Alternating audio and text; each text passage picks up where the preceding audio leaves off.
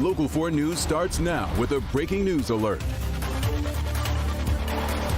Good afternoon, everybody. I'm Karen Drew. We've got breaking news first at 4. Federal agents take down one of the most notorious street gangs in the city of Detroit. We're told the federal indictment is connected to the execution of a search warrant at a home on Hubble near West McNichols. Officers took several guns and boxes of evidence out of that home.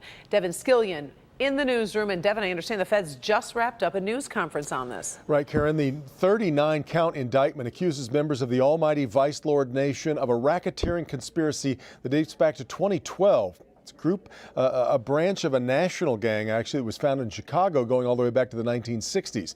But this is an indictment that runs to 172 pages. It accuses 40 members and associates of several crimes, including murder and robbery and drug trafficking. According to the feds, members ordered hits on inmates inside the Michigan Department of Corrections, as well as people on the street. The filing names several members of the group, including Kevin Fordham, who goes by the street name Spaghetti. He's the alleged leader of the gang in Michigan. 38 people now in custody. Federal agents say the investigation is part of its efforts to try to stop more violent crime. So we have a message for those who are causing this epidemic of gun violence. Listen up. We're coming for you. To those of you who are helping cause this violence by buying guns for the shooters, we're coming for you. And for gang members who believe that you are protected from the law, we're coming for you too. Some of the suspects in custody faced a judge today, while others scheduled to be in federal court tomorrow. Our Victor Williams was at that news conference. We'll have more information on this very elaborate case coming up when you join us tonight at 5. Karen, until then, back to you. All right. Thank you, Devin. Meantime, the search is over for the man wanted in a deadly Dearborn club shooting. Sources telling Local 4 Donta Cox has turned himself into police. Investigators say he shot and killed 24-year-old Arthur Brown at the Pantheon Club on Oakman Boulevard and Michigan Avenue last month. Another man was also shot but suffered minor injuries. Police have been looking for Cox for the last month, saying he is extremely dangerous. He was arraigned today on murder, assault, and weapons charges. Governor Gretchen Whitmer is pushing a new plan to jumpstart Michigan's economy, and that includes a shortcut to higher wages.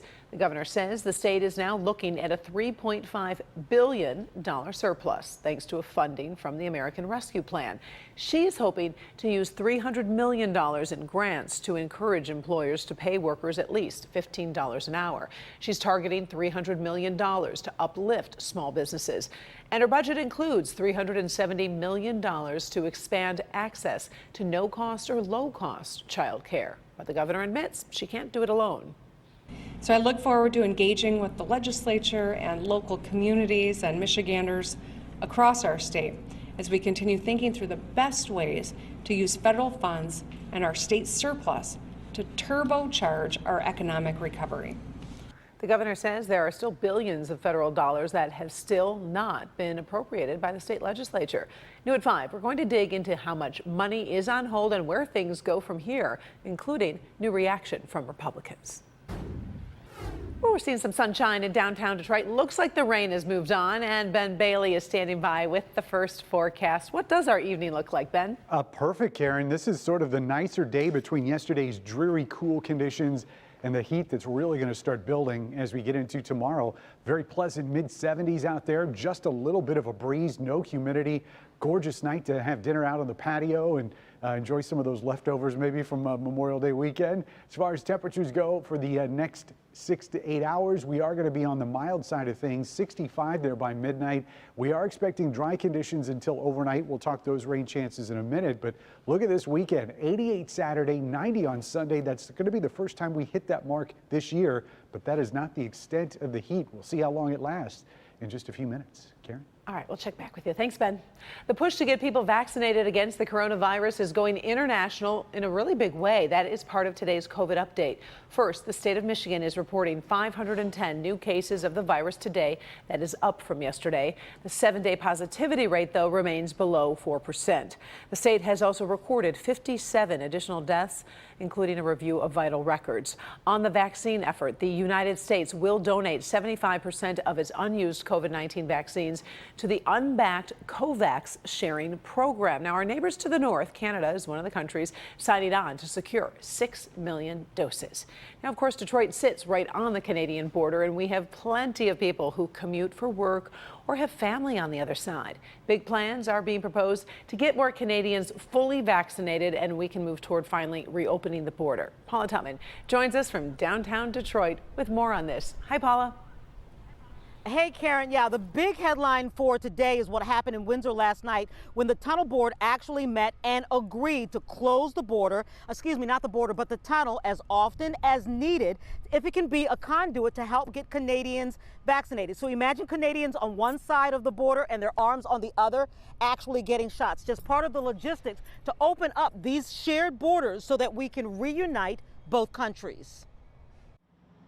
It starts with a story in the shared DNA and border between the United States and Canada. I have a brother who lives in Dearborn. I haven't seen him in close to 2 years. My mom lives in Windsor. She hasn't seen him in close to 2 years. That's a personal story, but multiply that by the hundreds of thousands. It has now moved to a tangible plan, a way for Canadians unable to get fully vaccinated for various supply and political reasons, sharing in the surplus of vaccines of their neighbors, us, in the U.S. And today, the mayor of Windsor and the top administrator for the Windsor Regional Hospital are putting together doable logistics, proposing the use of parking spaces on the Windsor side of the Detroit-Windsor Tunnel, the borderline inside the tunnel, or even the duty-free parking lot at the Ambassador Bridge, the Blue Water Bridge, the Peace Bridge in Buffalo, New York, or any other border crossing between the two nations as vaccination way stations. We would put them from the top of the Canadian Plaza in a minivan, take them down, get them out to get their vaccine, put them back, and bring them back. Currently, only 5% of Canada is fully vaccinated against the COVID-19 virus, and no more than 70% with a single dose. Canadian leaders so desperate to have what many in the U.S. don't seem to want. So much so, if need be, they say they would meet in the middle of the Detroit River or Lake Huron with residents on maritime vessels if that would expedite the sharing of the surplus. And bring them to the borderline. And it would be a Michigan licensed pharmacist administering vaccine on the borderline to Canadians who are standing on the Canadian side. It would go a long way towards reopening the border between the two nations, which share more than 5,000 miles of border by land, lake, rivers, roads, and family ties. Every day in my community, 1,200 people who live here cross the border to work in healthcare in Michigan. And it's those folks, those pharmacists, nurses, and physicians who are calling me saying, Drew, we are throwing doses away, are expiring. One pharmacist was a supervisor at the MassVax site at Ford Field, and she said, we're staffed to do 7,000 doses a day. We've never done more than 2,500.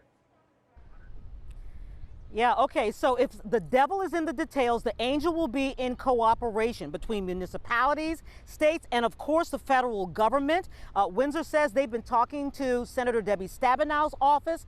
I indeed reached out to Stabenow's office, was told that she wasn't able to give a comment, reached out to Gary Peters, still haven't heard back from them. But Karen, that's the linchpin right here, and that is cooperation to pull this off so that they can facilitate the openings of these borders. That would be key. All right, thank you, Paula. Tomorrow, Local 4 helps you get the vax facts. Dr. McGeorge will be in every newscast. Sean Lay will be looking at plans to increase vaccinations. Plus, members of the Detroit Department of Health will be in our phone bank at 4, 5, and 6 to answer your specific questions. So make sure to join us all day tomorrow on Local 4.